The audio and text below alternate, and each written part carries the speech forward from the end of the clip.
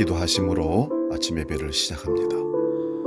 좋으신 아버지 하나님, 오늘도 주님께서 열어주신 새날을 바라보며 믿음으로 주 앞에 기도하며 말씀 상고하며 나가기를 원합니다. 성령으로 우리와 함께 해주시고 우리에게 열어주는 이 하루가 하나님으로 인해서 기쁘고 복된 날로 이루어져가는 그런 경험을 할 수 있도록 우리를 이끌어 주옵소서. 하나님 아버지여, 계속되는 코로나 위기 가운데서도 혹여라도 우리 믿음이 떨어지지 않도록 우리를 날마다 성령으로 경책해 주시고, 그래서 하나님 보시기에 성숙한 믿음으로 나올 수 있도록 은혜를 다하여 주시옵소서. 사도신경으로 신앙 고백합니다.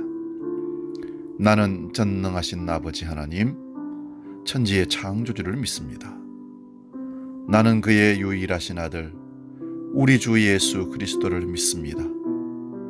그는 성령으로 잉태되어 동정녀 마리아에게서 나시고 본디오 빌라도에게 고난을 받아 십자가에 못 박혀 죽으시고 장사된 지 사흘 만에 죽은 자 가운데서 다시 살아나셨으며 하늘에 오르시어 전능하신 아버지 하나님 우편에 앉아 계시다가 거기로부터 살아있는 자와 죽은 자를 심판하러 오십니다. 나는 성령을 믿으며 거룩한 공교회와 성도의 교제와 죄를 용서받는 것과 몸의 부활과 영생을 믿습니다. 아멘.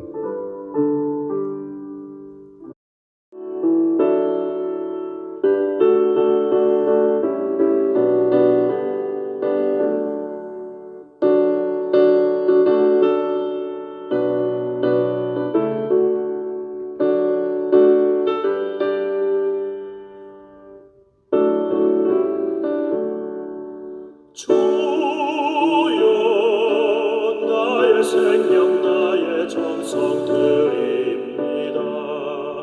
이 작은 나의 생명 나의 정성 다해 주님만을 위하여서 살기 원하오니 주여 잡아주소서, 나를 잡으소서.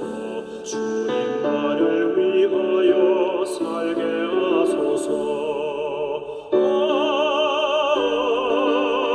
불같은 성령으로 충만케 하옵소서.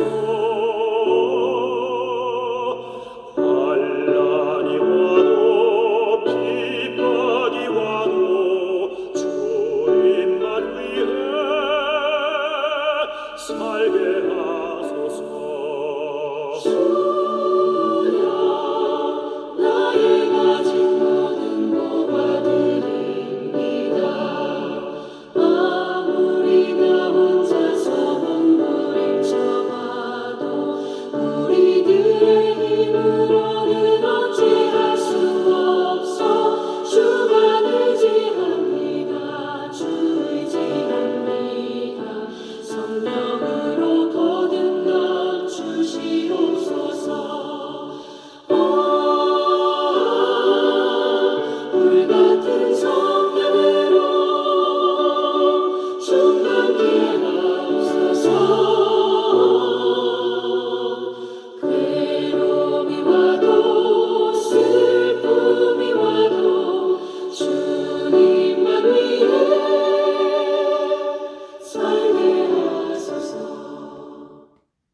오늘 우리가 들을 하나님 말씀은 신약성경 로마서 9장 27절에서 33절까지입니다. 신약성경 252면에 있습니다. 로마서 9장 27절에서 33절 말씀 봉독할 때 살아계신 주님의 음성을 들을 수 있기 바랍니다.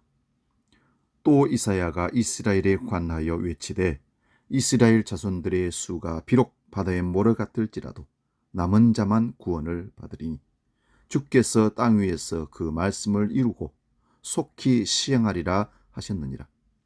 또한 이사야가 미리 말한 바 만일 만군의 주께서 우리에게 씨를 남겨두지 아니하셨더라면 우리가 소돔과 같이 되고 고모라와 같았으리로다 함과 같으니라.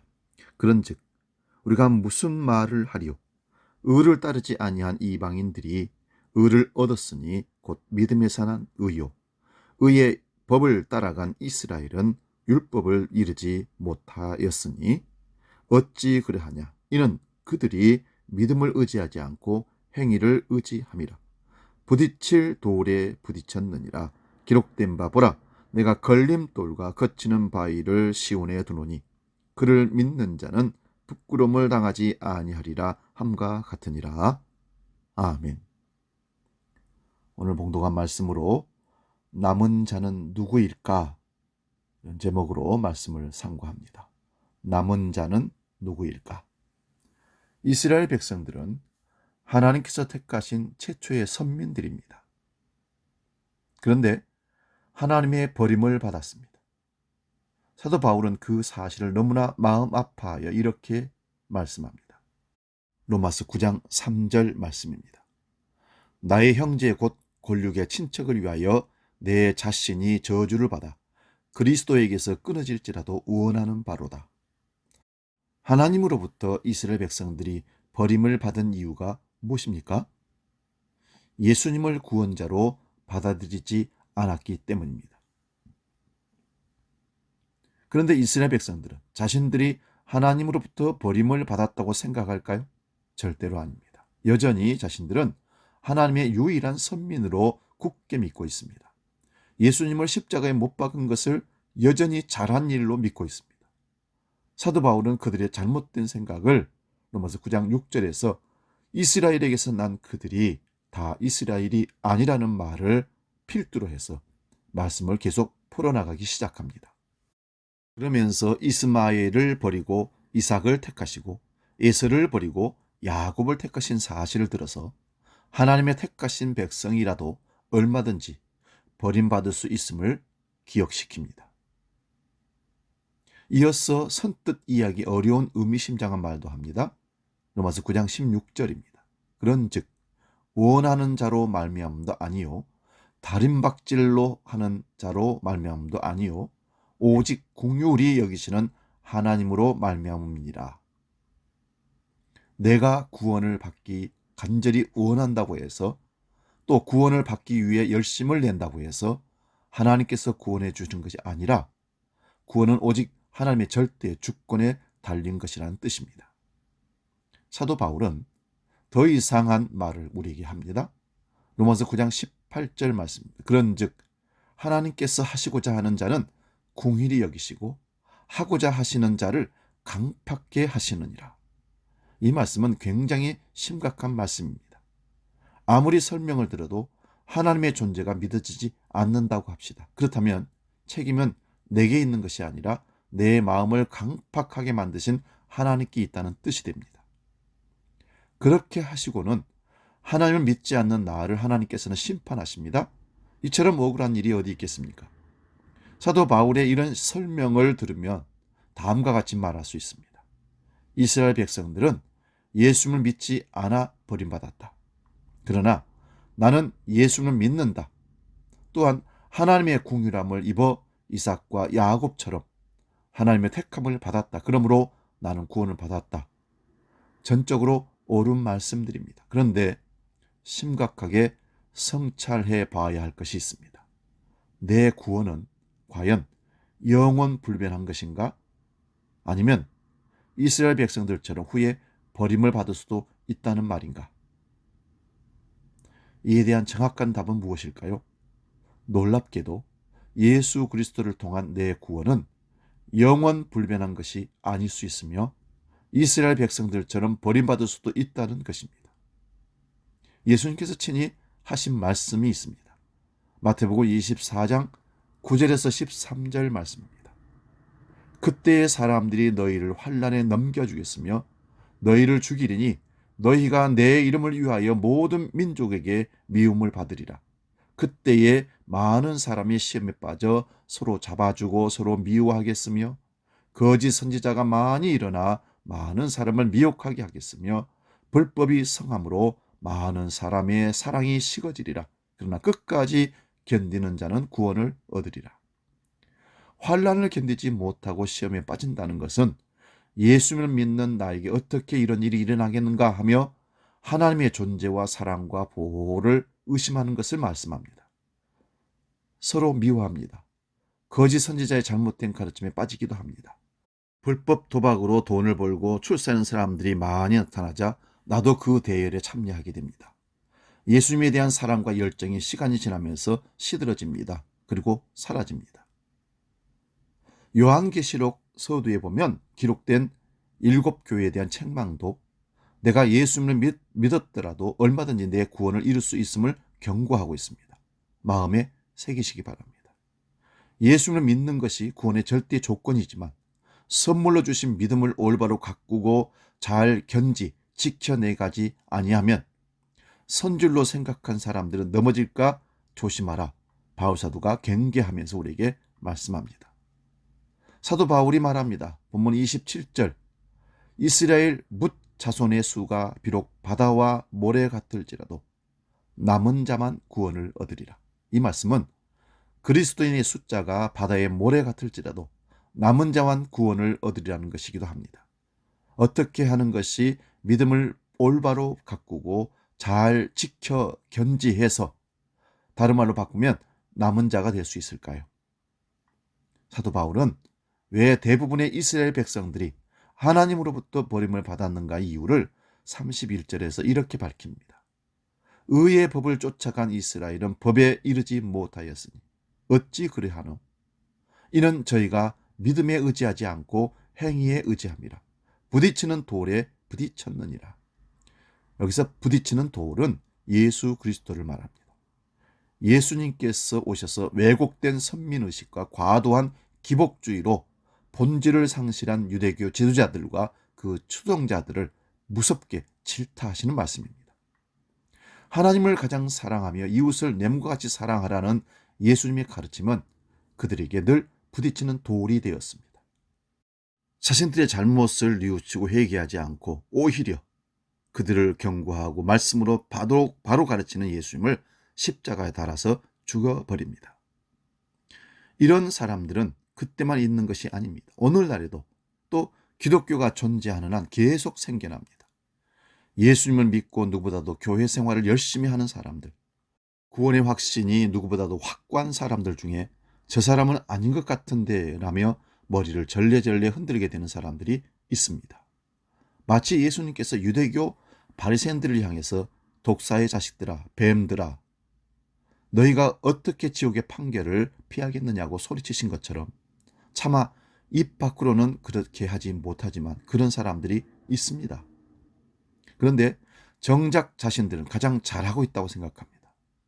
여러분, 우리들 중에 혹시 신앙생활에 있어서 나는 괜찮아, 나는 잘하고 있어 라고 생각하는 분들이 있습니까? 얼른 그 마음을 버리시고 돌이키시기 바랍니다. 일상생활에서도 문제지만 신앙생활에서는 가장 경계하는 나쁜 태도가 바로 이런 자세입니다. 바로 그런 태도가 부딪히는 돌에 부딪혀 넘어지게 합니다. 제 스스로에게 늘 다짐하는 것이 있습니다. 내가 잘했다고 생각하지 말자. 더욱 잘하려고 노력하자. 절대로 생색내지 말자. 그럼에도 불구하고 자만과 생색은 시도 때도 없이 불쑥불쑥 튀어나오는 우리의 본성입니다. 내가 잘하고 있다고 착각하면 생색을 내기 마련이고 그 사람의 표정이 달라집니다. 먼저 웃음이 사라집니다. 언제나 자신을 알아주기를 바라기 때문에 대단한 일이라도 한 것처럼 늘 비장해서 상대방에게 자기 모습을 잘 보이려고 애씁니다.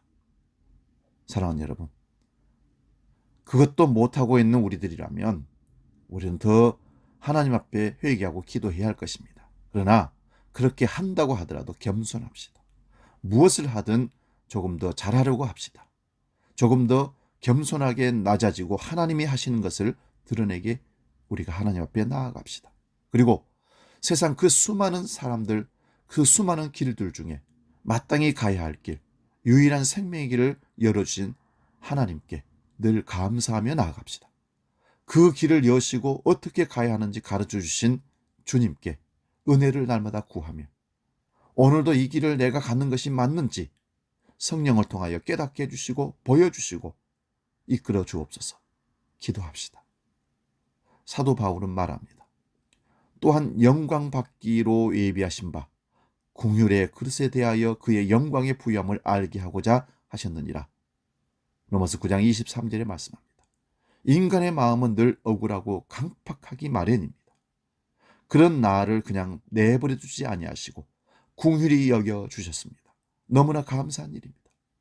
잡은 줄로 여기지 아니하고 표들을 향하여 저 천성을 향해서 열심히 가노라면 환난은 언제 왔다 간지도 모르게 지나갈 것이고 내 그릇에는 어느새 하나님의 영광이 가득 담겨 있을 것입니다. 섰다고 하는 자 넘어질까 조심하라. 항상 두렵고 떨림으로 너희 구원을 이루어 가라. 나는 날마다 죽노라.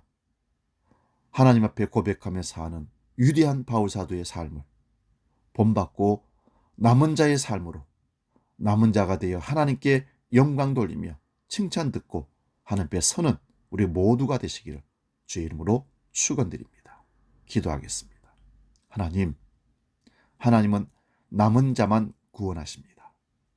남은 자가 구원받은 자인 것을 우리가 늘 기억하고 환난과 핍박 속에서도 우리의 신앙 여정 속에서도 항상 하나님 앞에 남은 자로 내가 설 수 있는지를 늘 점검하며 바울사도와 같은 겸손함으로 이 세상에 하나님께서 우리에게 허락하신 시간 속에서 구원을 이루어갈 수 있도록 주님 우리에게 믿음 더하여 주시옵소서. 우리에게서 난 믿음과 결단은 무너지기 십상이고 하나님께서 우리에게 주시는 믿음, 오늘도 우리를 위해서 믿음 떨어지지 않도록 중보하시는 주님의 기도가 우리를 세우신다는 사실을 깨닫고 믿음으로 승리하는 우리 모두가 되게 하여 주시옵소서. 이제는 우리 주 예수 그리스도의 은혜와 아버지의 크신 사랑과 성령님의 감동 교제 역사 충만케 하시며 남은 자로 하나님 앞에 서기로 결단하고 기대하는 소망 가운데 믿음을 지키며 나아가는 우리 모든 믿음의 식구들 머리 위에 영원히 함께 계시기를 간절히 축원하옵나이다. 아멘.